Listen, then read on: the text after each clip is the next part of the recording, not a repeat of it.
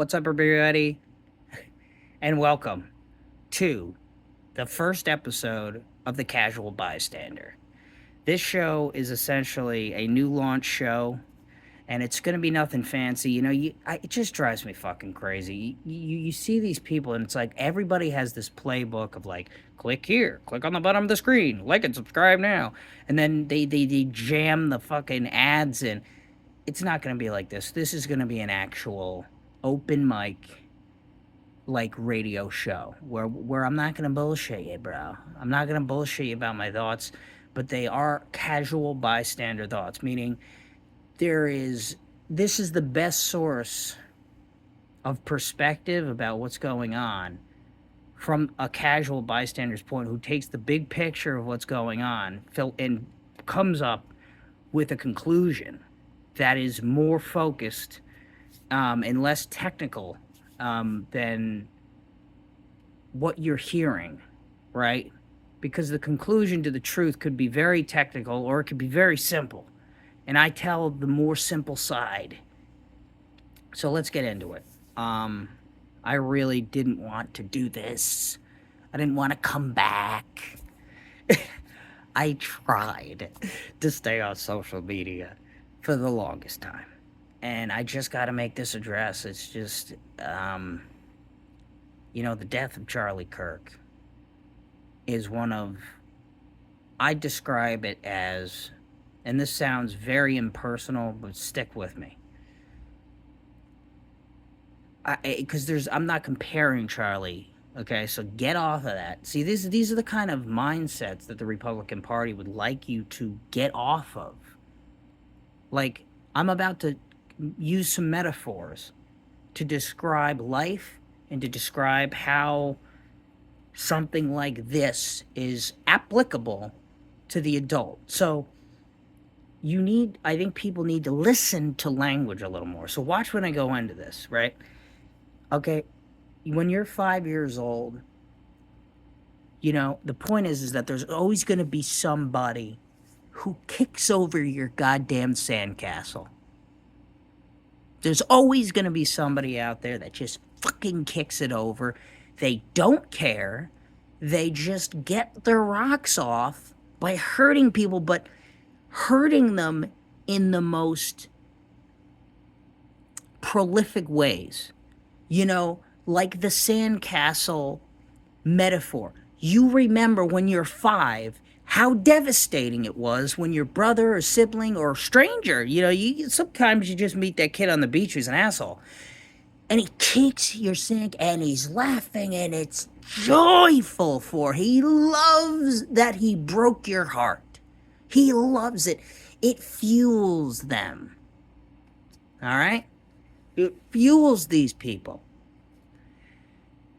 So when you grow up, there's still people kicking over your sandcastle, but you're an adult now, and it's serious, right? What breaks an adult heart? It isn't a kicked over sandcastle. It's seriouser things like taking a life or losing a life. Okay? Those are serious things for adults. That's kicking over your killing a pet, shooting a dog, the ex and the brutal divorce, right? Why does one kill the other pets? To kick their fucking sandcastle over. That's why. So why does one assassinate a political leader of a party mostly comprised of kids? Adults didn't really understand who Charlie Kirk because he's only 30. So it was a fan base, and you're hurting kids. The youth of America. That's who you're targeting. That is who the radical left is targeting. And I don't think they even know it because they're so disconnected. It's like they're so lost in righteous indignation that I don't think they even understand. They don't realize this. I can't even, usually I have a metaphor to explain what I'm talking about, but I just don't have one for this because it's so crazy at this point. They're so disconnected that the reality of it is, because like the left went into saying, well, how do we know he's not on your side? And also, how do we know this wasn't a conspiracy theory? So, like Trump wanted Charlie killed because of this other thing and this other, they have this theory. And I didn't get it all because I'm like, listen, and listen, he had a good argument, right? Because I was quick to say, oh, well, the fucking Biden shot Trump, right? Okay. If someone says that MAGA shot Charlie out of a conspiracy theory, I have to control myself and say, well, let me think about it.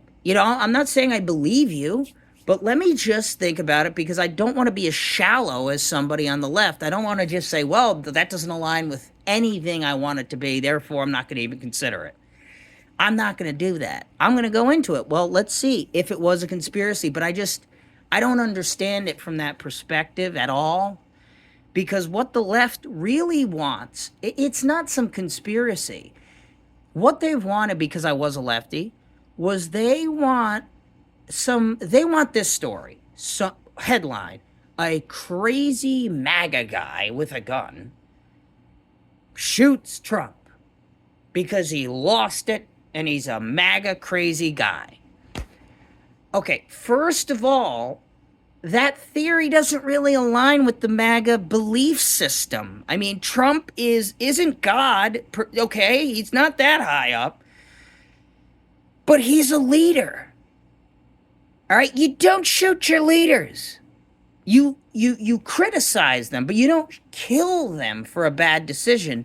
You tell them that they've made the decision poorly. That is a Republican kind of mentality.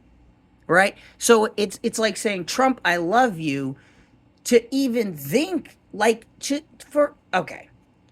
So like for a MAGA person to even point a gun at Trump's direction, it's like totally, even if they're mad at him, the Republican response, the real flex of being a Republican, is to go out and debate, to go out and vote, and to go out and tell Trump, and to tell and message Tucker Carlson, and go on, not go on, but to go on to these podcasts and flood the comment sections and push the narrative of, hey, we want to make sure, and look at the Epstein files. It happened, right? That's a prime example.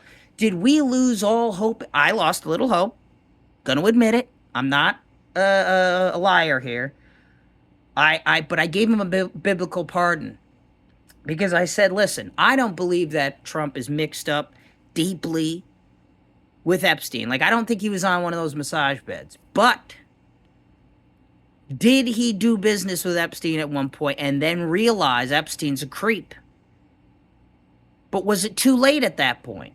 You gotta say, the more you talk about it, probably the worse it gets. Not because Trump actually did anything molestation-wise, but if you are giving your money to Epstein to hide, which the evidence, the conspiratorial evidence would highly suggest that Epstein got his money not from the sex ring, but probably because he was a financier.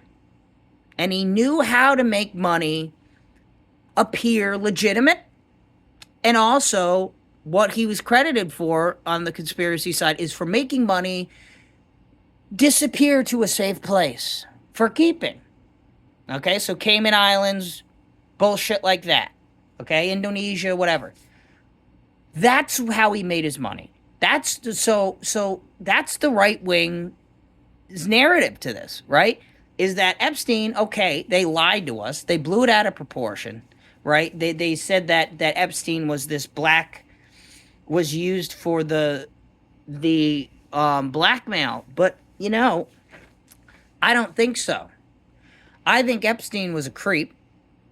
And I think that other people were involved, probably in this creepiness. But I don't think, like, the left, and I think the mainstream people kind of are falling into this stupid hole, thinking like that everybody involved with Epstein was also on the massage beds, which I don't think that's even possible, first of all. And if it was, it would be like corruption through and through. But I don't think that's what the bigger picture here is.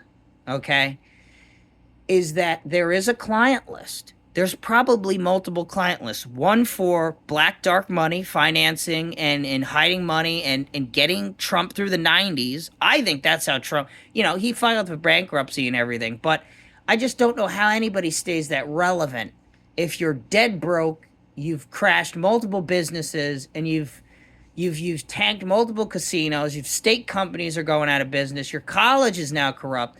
Something tells me that if it isn't popularity, another thing tells me it could be that he hid money away. Now, I gave him a biblical pardon, meaning, listen, we're here now, and you saved the nation, right? You saved our country. I mean, he's literally going to the UN, and they're broken there. And I know the left wants to believe that Trump is a ridiculous person who has no idea what he's talking about. And the reason why the UN people look pissed off is because they don't want to hear this baby, whining anymore, right? Because they're not listening to Trump. That's what they want to believe, right? So, but the issue with the left is that that's the story they go with. I was one of them. We would go with the story. Like, we wouldn't listen to what Trump said.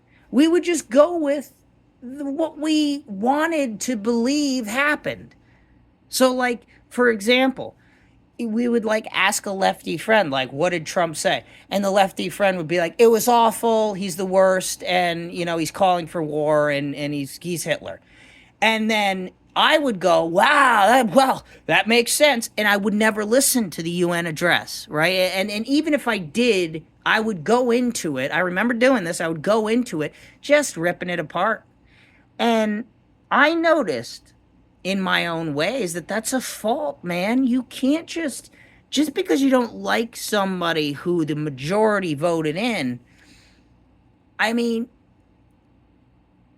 I understood that there came a point in 2024 where I knew my ideas were starting to suck, Like, I just knew. I'm like, some of these ideas, and it took me a little while to realize, like, for example, the DEI.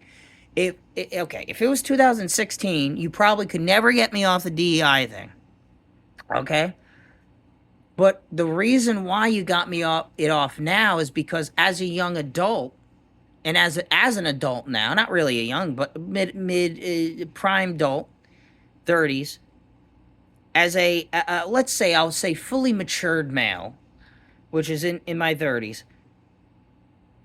I just learned that it's a big fallacy to follow a group who's gone astray, who you've tried to say, like, you've tried to right the ship. And it's like, at some point you got to say, listen, I can't go with you guys. Like, I can't go off this cliff with you. And I am not going to sit here and support bad decisions. Like, the decision to run Kamala was just a bad decision.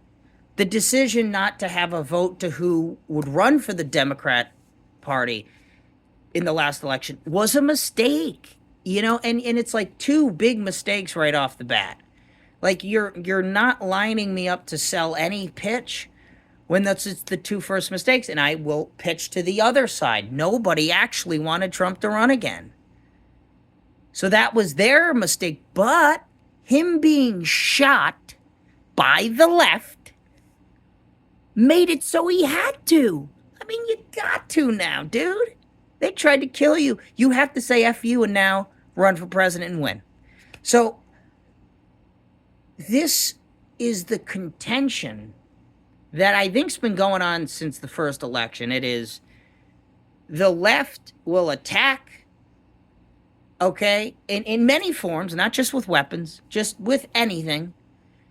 And it causes the right to strengthen up in order to defend not only themselves from the ridicule, but to defend the truth that is being skewed.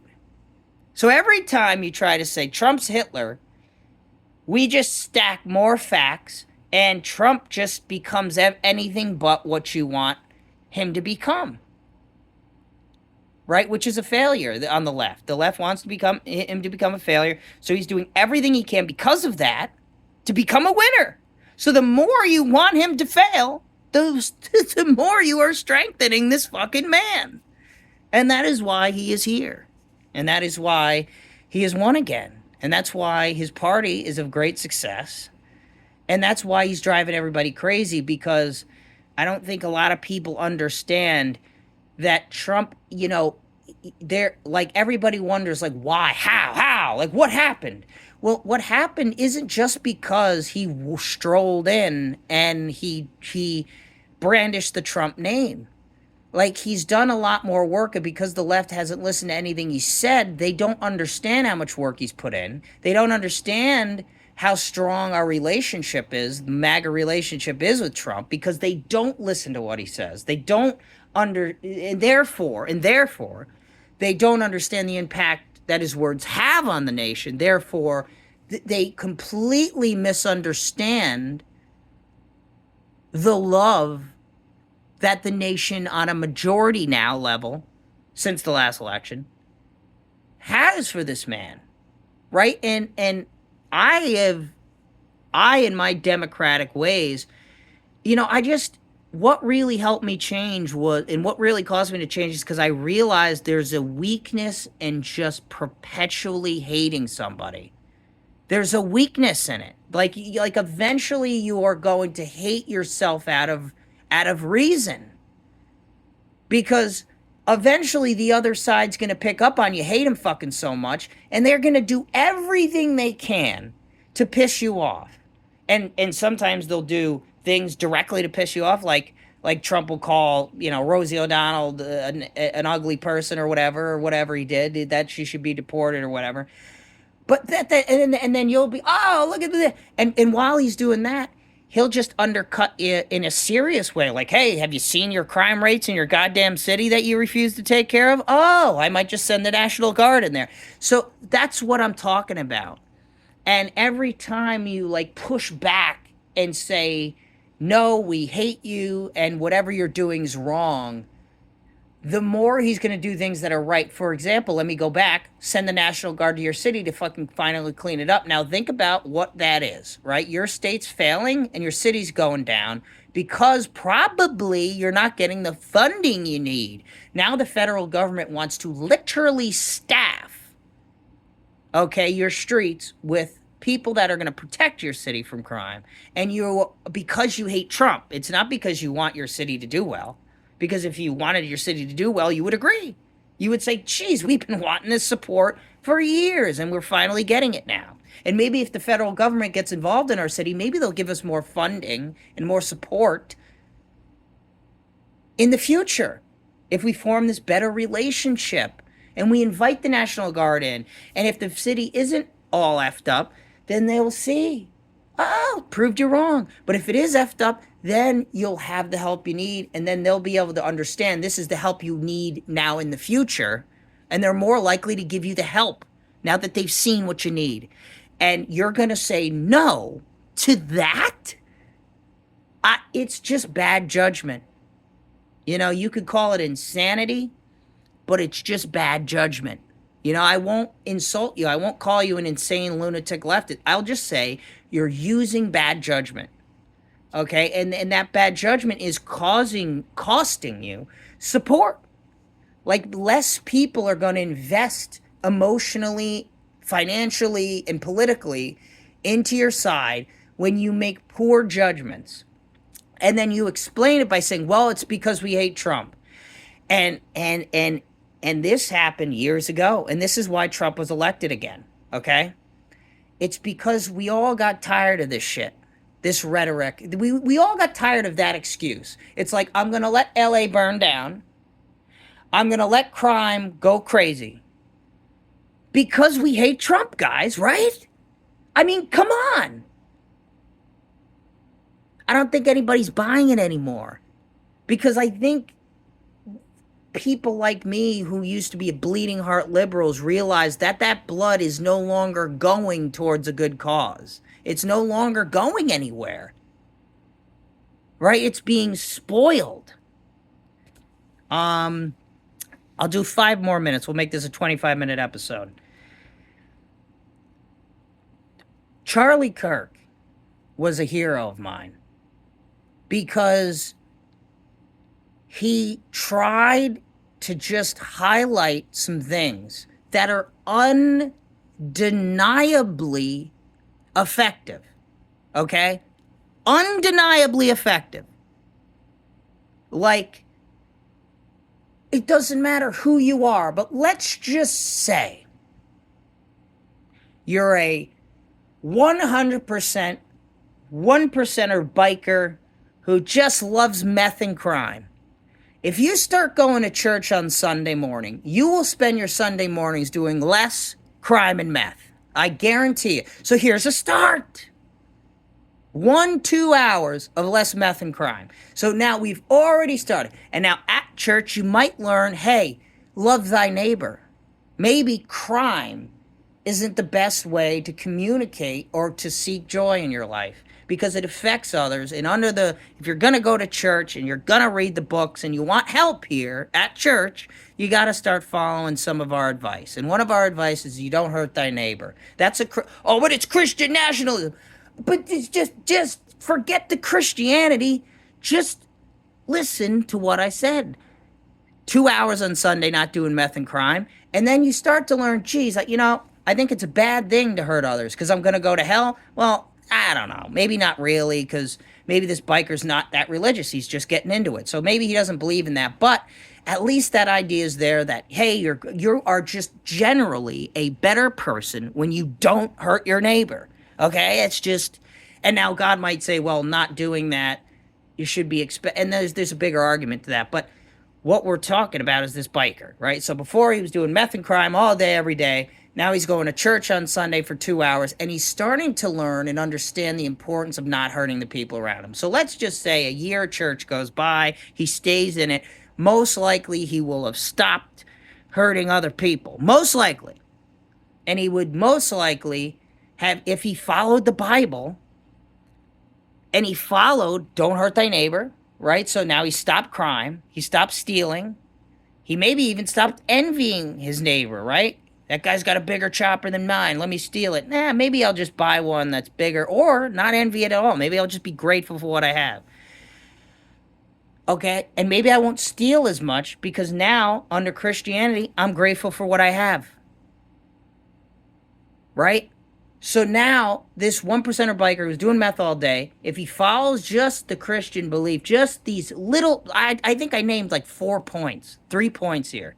I didn't say that you need to go abstinent until you're married. That's what Charlie was saying. I didn't say you need to marry and tell your wife to not work and stay at home and be a 50s wife. That's not what Charlie was saying, but that's what the left was criticizing him for picturing. Okay? I'm not even saying those things. I'm just saying the first basic points of what Charlie was saying. And I'm like, you know what? It's just undeniable because if anybody just started the basics, right? Because like one of Charlie's theories was if you're getting up on Sunday morning, because he was talking to youth, remember, a 25-year-old would want to go out on a Saturday and get balls drunk and be hungover all Sunday and regret everything and then make it through the week, balls to the wall Friday to Saturday. But what Charlie was saying is that an adolescent who goes to church on Sunday, not reads the Bible, let's just take the principle of you need to be in this building at 8 a.m. on Sunday morning, period. And you need to be there for a couple hours, and then you need to go to breakfast and spend time with family. Just that principle alone may cause a kid not to go out on Saturday or go out on Saturday but come home earlier, or not drink, or stop drinking altogether because he's got responsibilities. He's got church on Sunday, he's got family, he's got to show up for people. That's all Charlie was saying, right? The basics. And then, but, and you ask why people like him. That's it. You know, like it's just, and I think the issue is hate is a fallacy. And the right doesn't hate the left for no reason. Okay? But the left is beginning, has, and is starting to more than ever hate Trump for no reason. Other than he's a little different than the other presidents. Because remember, this is all it was. Trump's was a little different than Obama, and we didn't like it. He didn't follow the rules. He didn't speak politely. He used all his mannerisms. He didn't change at all. And we fucking hated that. Guys, it's been 10 years. We need to move on.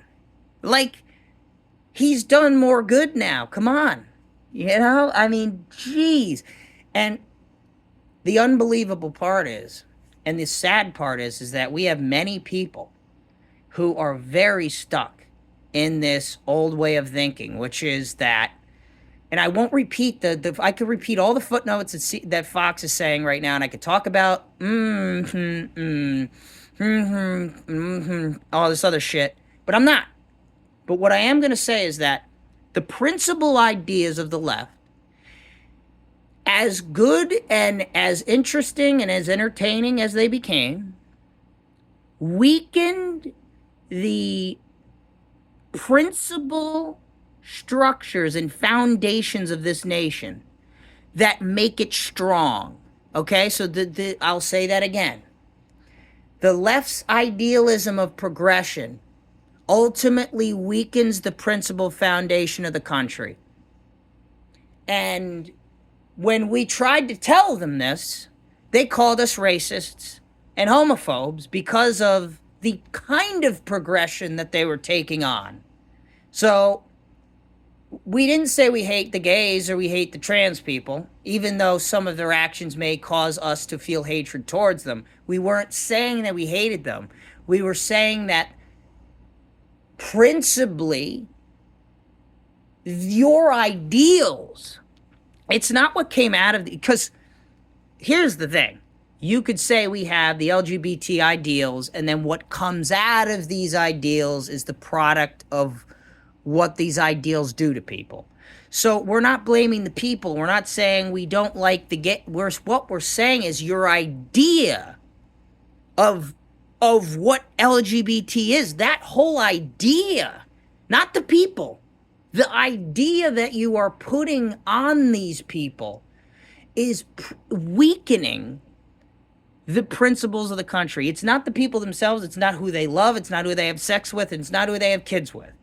It is the idea of what these people are, how they should act, what they should do, and and this whole idea. Why do gay people need to be part of a funded government organization anyway? Like, what? This is why. Because it's like you guys want you guys want all the gays to be part of like a corporation. It's weird. And even the gay people are starting to say this is totally unnecessary and it's annoying. Like, I don't need to be talking about this topic every day to solidify who I am as a person. Even the gay people are saying this. It's the same with BLM. You don't need to shove it in black people's faces that they're black. You know, it's ridiculous.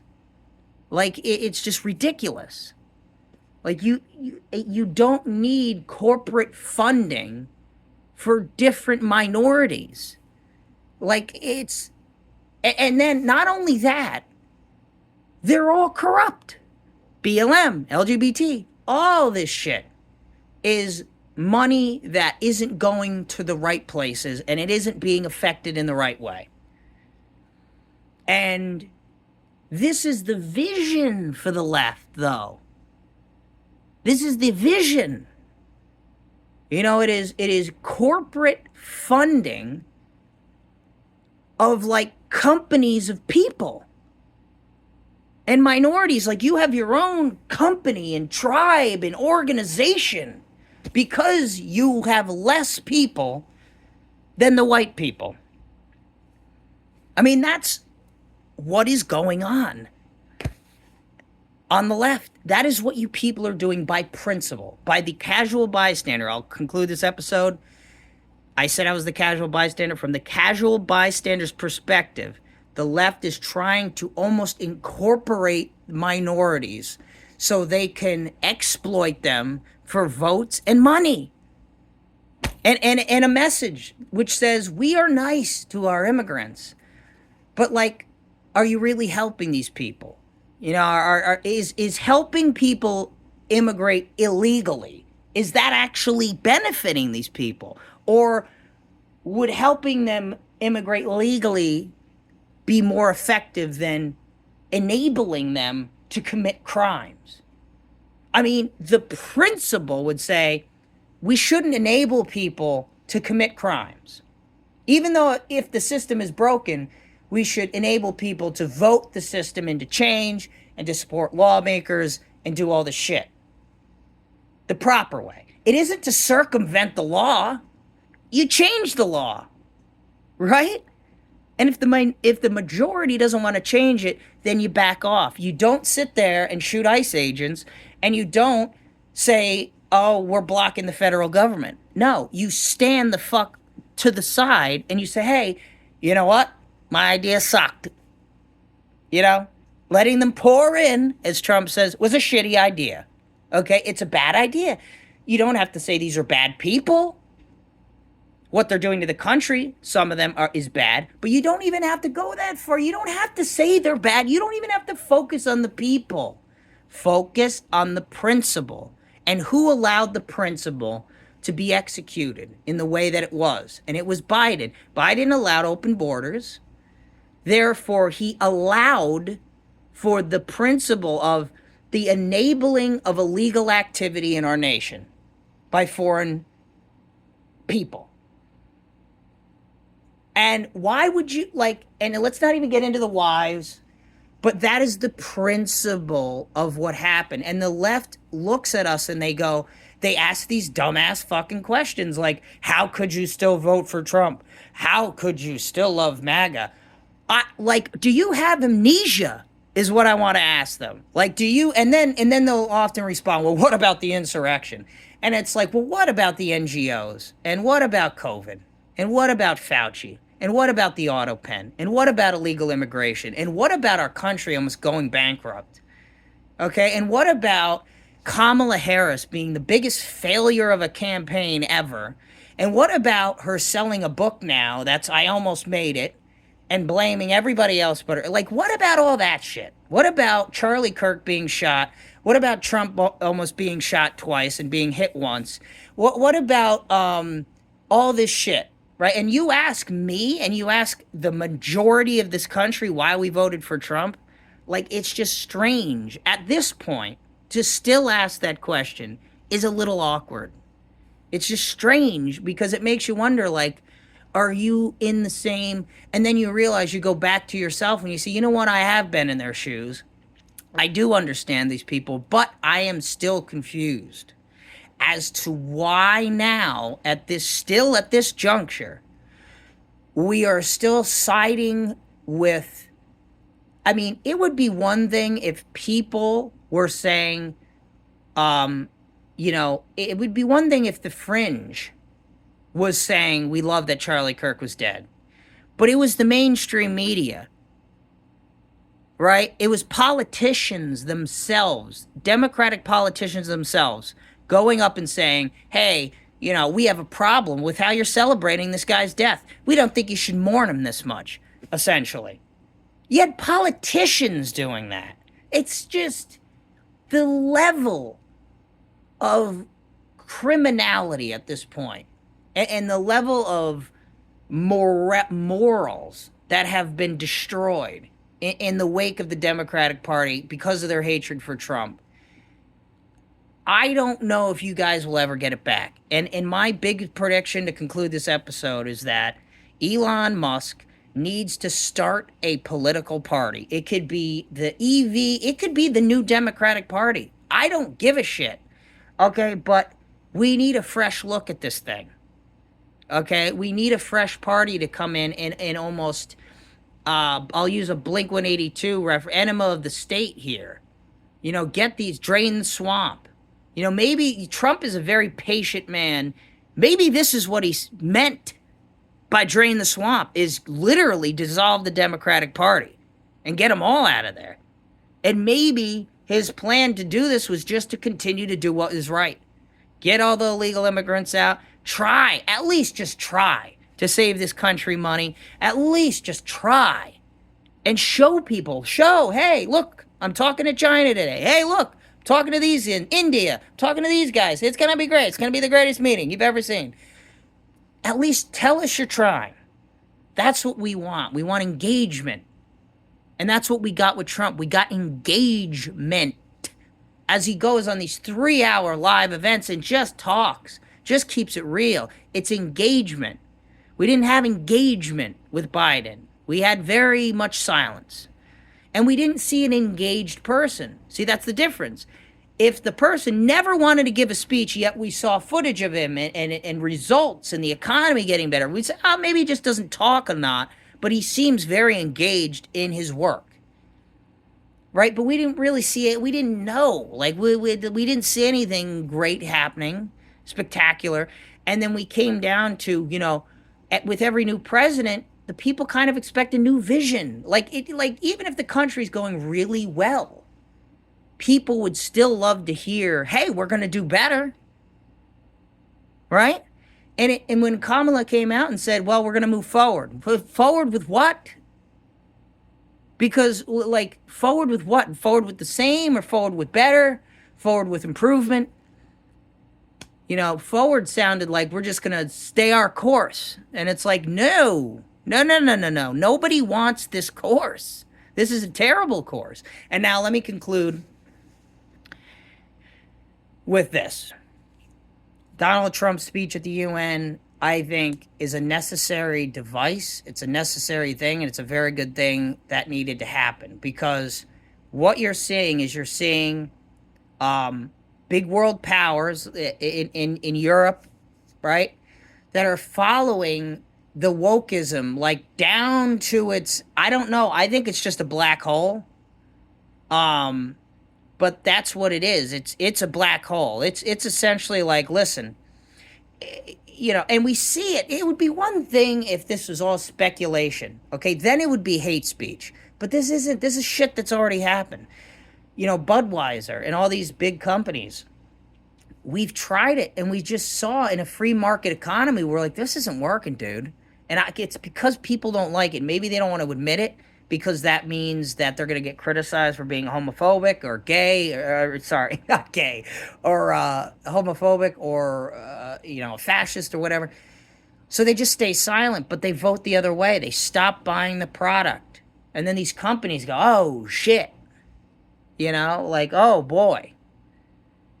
And what we saw Trump disrupt the woke path and put our country back on a better projection. And what you're seeing him do is address these other nations who are now, and this is going to sound very right of me, but who are now really, it's the people. See, this is weird, because the leadership won't cry out for help because they hate fucking Trump, but now the people are. So it's very strange. Like, it's the people like Trump, and it's getting to the point where you have politicians now I think, the biggest haters of them all. Because I think after Charlie Kirk getting shot and Trump getting shot, many sensible people on the left don't want this violence, right? Obviously. And they're kind of like, dude, like, we got to dial it back a little. Like, we got to, and I like what one of my union people are doing is just bear with me here. But one of my we'll just call it my company's thing, is developing a little political awareness, because some of our things are political. And at first I was against it, but then I was like, maybe this is hope for Democrats. Maybe they're trying to revive their party by having these small little political meetings. But you don't know, you know, unless I infiltrate this thing. you're not going to know, which won't be, it's not going to be illegal or anything. I would just join and just hear what they have to say about the Democratic Party. And, but we'll see, you know, and they have a choice. It's either start now by forming a sensible vision for what progression is in this country, or you're going to sink hating Trump. You know, you're going to like go down with this ship that's been I mean, I can't even, the fact that it's afloat anymore is wild. Really is. But that is the Casual Bystander. This is the first episode. I'm gonna upload this video tonight, and we'll see. But a little bit more about me. This is the closing 2 minutes of the show. We'll start it right now. Essentially, I'm Mike Bishop. I am a Republican. I'm not quite a MAGA guy. I love MAGA, but I'm more of a Christian Republican, I would say. And I'm trying to be, because I feel that those values greatly improve the people who practice them. And so much so that I don't think you even have to believe so much, and this might be very blasphemous of me, but I just, like I said about the biker, that the interview, the example I used earlier, I don't think you really have to believe so much in heaven or hell to just follow the basics of Christianity, like the 10 Commandments, and, you know, being, and having family and value. And then, you know, you wonder, and a lot of people might argue, you know, you say, well, if you want to go for Christian, this thing, don't Christians hate gay people and blacks? And it's like, I don't think so, man. I just don't. And I think what happened is the free will of human nature led humans astray. I mean, humans have the capability and ability of sin. And I think to say that Christianity, it going through a time of racism, potentially, or having to do with a racism, to say that that's now ingrained and homophobia ingrained in, like when Jesus said, oh, shouldn't lay with another man, probably it was because at the time people needed to, because their values were in family and having kids, and you can't have kids with two men unless you adopt, but that's not the, let's take homophobia out of it. Let's just take the principle. Once again, the principle of Christianity is to start a family, and you just can't do that with two guys. Okay? That's it. It's not to say you're bad people for doing this, or you're sinners, and that's what Jesus may have said at one point. But we've come to learn now that these people, okay, are the way they are, and that's that. So, we don't blame them for being how God created them. So that's that. And in our maturity as adults, I think Jesus always said this. And I think we should believe that Jesus and God were never fucking racist. It's us who invented that stupid shit. And because for so many years we were practicing in racist practices and going to church, that the two were often associated with each other. And the left wants to say, well, Christianity's homophobic and racism because, you know, 1,000 years ago, Jesus was homophobic. You know, and it's like, dude, okay. You know, find the evidence. And this is what Charlie Kirk, and this is why he was shot, because Charlie Kirk was the first person to really stand up and say, prove me wrong, and find this evidence. Find this evidence. Find it where Christians are homophobic. You know, find this evidence that, you know, this original principle from thousands of years ago has the same foothold it has on today, and that we may stone the gays, all right? Come on, dude. Give me a fucking break. And then your fear. The left has a fear that we're going to, like, go back to it. Like, somehow the human race is, just by believing in Christianity alone, will somehow digress back into the 60s all by themselves, like, and all of a sudden become racist and homophobic again. Like, for not before the 60s or like in the 20s or, you know, or, excuse me, not like back in the 1800s before the Civil War and during the Civil War, where things actually weren't so, like, it was half the country was racist and the other half wasn't, right? But even then, what do you, so today's modern practice of Christianity, just by doing that, the Democrats expect us to slip back all the way back to the 1800s. And just because Christians were racist, because society was racist, that doesn't prove that the Bible was racist too, because the Bible was before society, so you can't say that. So that's my argument for that. And this is what Charlie was shot because that narrative blows up everything. Because you can no longer say that Christianity's bad. And you can no longer call Trump a crazy, radical Christian guy. And you could call him that, but your point isn't valid anymore, is what I'm saying. So once again, free speech, you could say all you want, but your point may not be valid because of the facts that are behind it. And Charlie was pointing out those facts. And Charlie was pointing at people whose their whole message was the facade, and there was no facts behind it. But the facade looked great enough. We were like, it's like when they tell you, oh, there's cocaine in Coca-Cola. First of all, there never was. Okay, there never was. They used the coca leaves for flavoring. There was never cocaine in Coca-Cola. But because the coca leaves are used, the coca in the coca leaves is used for the flavoring, not the actual drug. It's this long-standing rumor that heroin's in Coca-Cola. And it's just like, guys, the facade's great, but when Charlie Kirk says, prove me wrong, and then you go and look, Coca-Cola is clearly not using cocaine and never was. So it's like, then and then you go, well, that takes away a lot of the fun. Let's kill this guy. And that's what essentially happened. That's what essentially is happening. And my only response is hope and prayer, and let the federal government do what they're designed to do, and that's protect the righteous and the peaceful people of this nation. So it's going to get ugly. People are going to get killed. The Civil War is on. It's officially on. It started with the insurrection in January 6th, and it's been going on since then, because on that day, I think that's when the majority of Americans flipped, and this is the right wing's perspective on this whole thing. I think the right flipped. The country flipped that day. And as crazy as that looked, as bad as that turned out, that's when it really happened. And you saw a shift where people saw Biden coming into office, and they foreshadowed the end of they foreshadowed the end. And you wonder why I voted for Trump again. It's because they're right. They said, look, Biden's going to be a disaster. And we were saying, well, Trump, we hate Trump, so Biden can't be a disaster because he's anything but Trump. And then Biden became a disaster. And then that's when I believed them. I was like, geez, dude, like, maybe you guys aren't wrong. Maybe you just are assholes. And then I realized, oh, why are you so assholish? Well, it's because you've been fighting the Democrats for so long.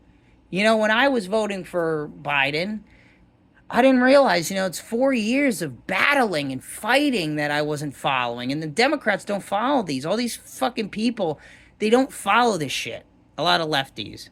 They don't keep up. And their perspective gets mixed up. But that is the closing of the episode. This is the casual bystander. And you're going to get casual shit. But I always say to people, we need more hopes, we need more prayers, and we need more people. We need more men who exercise and have value in earning and spending money and contributing to this nation. As much as paying taxes sucks, I mean, we need more young men to understand that this is how the world works. Like, you need to work, you need to purchase things, you need to own things. You need to have goals. You need to have purpose. And if you don't know what it is, fucking find it. Stop sitting there and waiting for it to approach. Find it, folks. Find it. Because when you do, you're going to have something that makes you mean something. Even if it's the dumbest of shit, even if you want to become a goddamn yo-yo expert, if you become the best one in the world and it makes you happy, then there you have it. But if it's hurting your family and you know, you can't have a wife or kids because of it. Maybe you need to be, and we need men to do this too. Maybe we need men to grow up a little bit in this country and realize that some of our dreams suck because they're not applicable to the situations that they're in. And maybe in a fantasy world where, you know, you got famous off of one video, maybe then you could have been a rock star. But in the moment, we need brave men who are willing to say, listen, I'm giving up this whole fantasy of being a YouTuber, and I'm going to become a financial consultant or a stagehand or a video guy or a newscaster or anything but the easiest goddamn looking thing on the market. That's what we need. And it starts with bravery. It starts with brave men. And you know, I'll give you an example of brave men. You know, brave men aren't just old adults. It could be down to kids and teaching kids to be brave, like cooking and cleaning and taking responsibility is tough for kids. But teaching them little ways like the Boy Scouts and little ways to take on high levels of responsibility so they can understand that this is what carrying responsibility feels like. And it's good when you take pride in managing it well. It feels better. You know, a lot of people who have responsibilities who are overwhelmed don't manage the things that they're carrying well. And that causes them to dislike the responsibility that they have versus like it. You know, so for example, like if you cut the grass and you're pushing the mower the wrong way and you're not cutting the grass right and you're blaming yourself, like, why can't I cut this grass right? You should just give up. You know, maybe you're just doing a little bit of something wrong. And that's what's really, it's not that you don't like cutting grass. It's that a system within your system is causing you to hate the process. You know, like, that's why a lot of people don't go to the gym. Because they find that one thing in it that they don't like. And instead of, and that helps you justify not liking the gym. Because how can you dislike a principle that's going to help you? Right? So that's why a lot of people really hate exercise. It's not because of the exercise. It can't be because of the principle. Right? Oh, I'm going to get fit? No, not for me. Right? No one says that, ever. Right? But they usually pick something within the principle to target and say, well, it's this part about the gym that I don't like, and therefore I don't like the gym. No. I think you love the gym because the gym gets you in shape. I think it's this system within your system that you need to change. And that's what we need men to realize in this country, is that there are ways to go about life, and it doesn't have to always be linearly. You know, it doesn't have to be grade school, middle school, high school, college, career, wife, kids, death. Like, it doesn't have to be that way necessarily. You know, you could get into one career and switch, or you can get into one avenue, and there's other avenues that, you know, maybe you can't get out of as easily, like having kids. But that's what we're talking about here, folks. We're talking about kids who want to take on responsibility. And those kids need to be, and we need adults in this country to stop telling these kids, I know what's best for you, and start allowing these kids who obviously already trust their own judgment enough to test their capabilities in the real world. And you do that by saying, hey, the young kid who wants to be the boss for the day, why don't we just let him do it? Oh my God, but what if, no. If he wants to be, think about it. You got a young guy at your corporation who wants to be the boss. That is brave. First of all, he wants to take on responsibility that's seemingly, probably, maybe, way above his age group or way above his experience. To not see that as potential, to not see that that's a great guy to have around, a guy who wants to be the boss. Holy shit. Right? But there is different avenues. Like, there is the democratic way, and it's going to sound ridiculous, But I've seen it firsthand, guys. I have been to business meetings and in union meetings where this happens, where you have a certain mindset of like, you have these individuals coming up that have all this like this drive and this wanting, and they want their judgment to be trusted to make these deals happen. And you have these people who are going in and say, well, you haven't been doing this as long as we have, so we don't think your argument's satisfied because you just don't have the experience we do. Okay, you know what that does to a kid? That kills them. That essentially says we don't trust your judgment there, and essentially it puts into question, well, why do you have me running shit? Like, if you don't trust my argument for a better, I can't say what it is exactly, but for a better thing, how do you, if you don't trust my judgment on the things that are applicable to my career, that I want for my career, how do you trust me as a leader to lead your operation of business? It's a contradictory. So, that's all right. So let's get off that point and just finally conclude. I guess I'll do an hour per episode, but I just want to do this once a week, hour per episode. We'll do it on Wednesdays.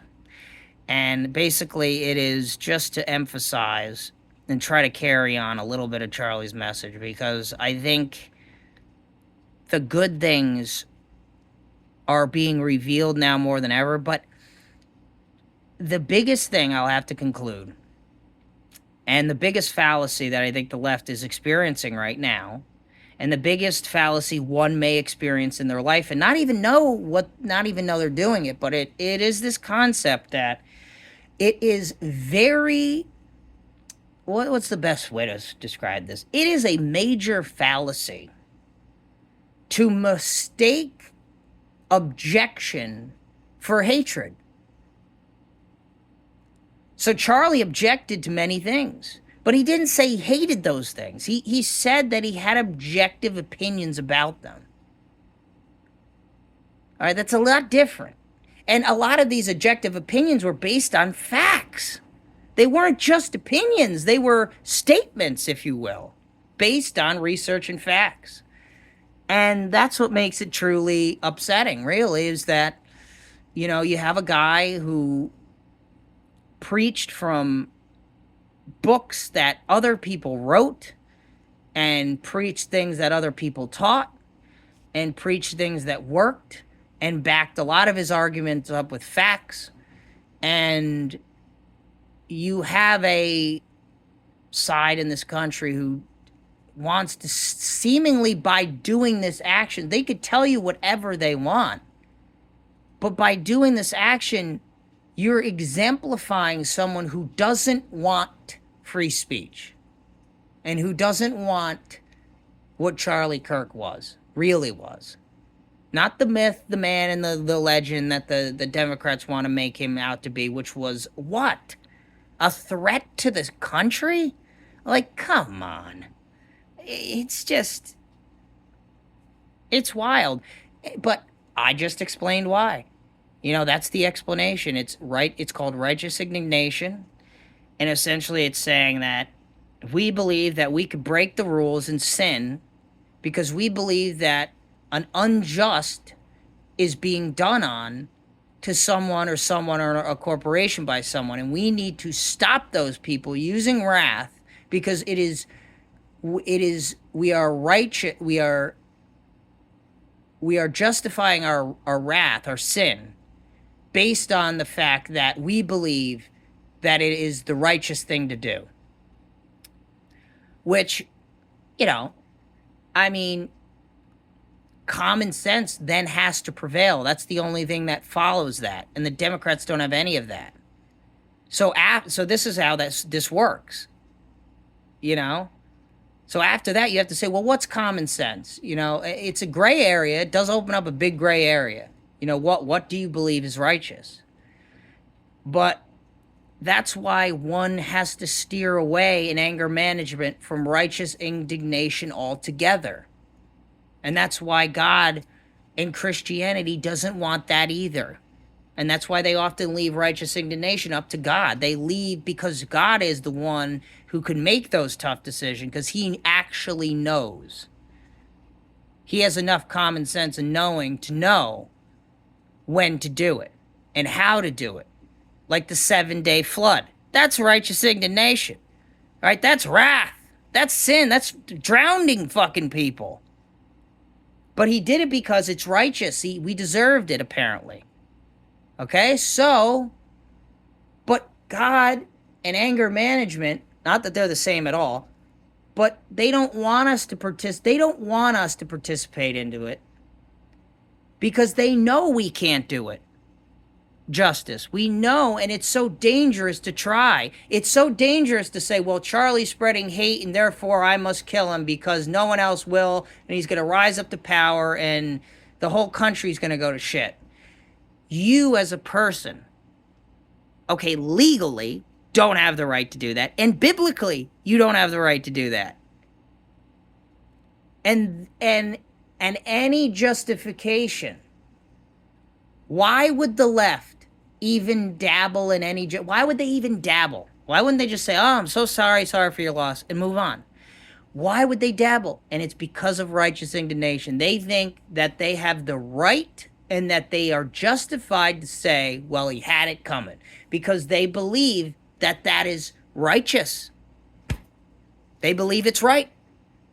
They believe it's the right thing to do, is to cut a man down after his death and say that his kids are going to be screwed up because of his actions. They think it's righteous.